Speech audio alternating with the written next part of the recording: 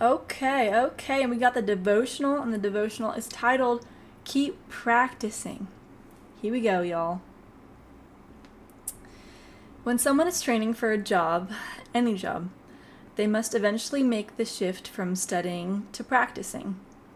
The Apostle Paul knew how important such a transition was, which is why, even while confined to a Roman prison, he recorded the following words for the believers in Philippi, Greece. And then I'm going to read the verse of the day in NIV. Whatever you have learned or received or heard from me or seen in me, put it into practice, and the God of peace will be with you. Paul had taught them.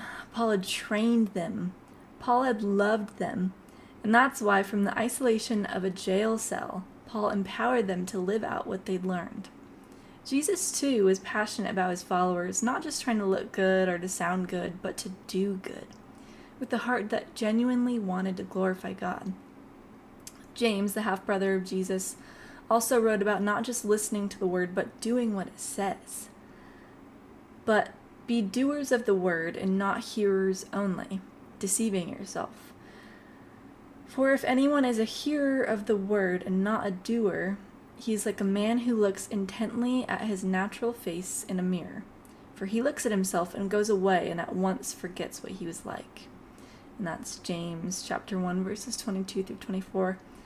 It's one thing to know about something, but it's an entirely different thing to put that knowledge into practice.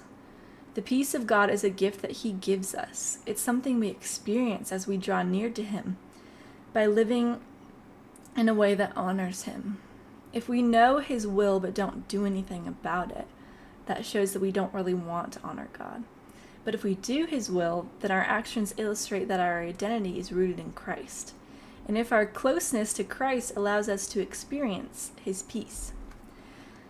Doing the will of God, not just learning about the will of God, unleashes the peace of God.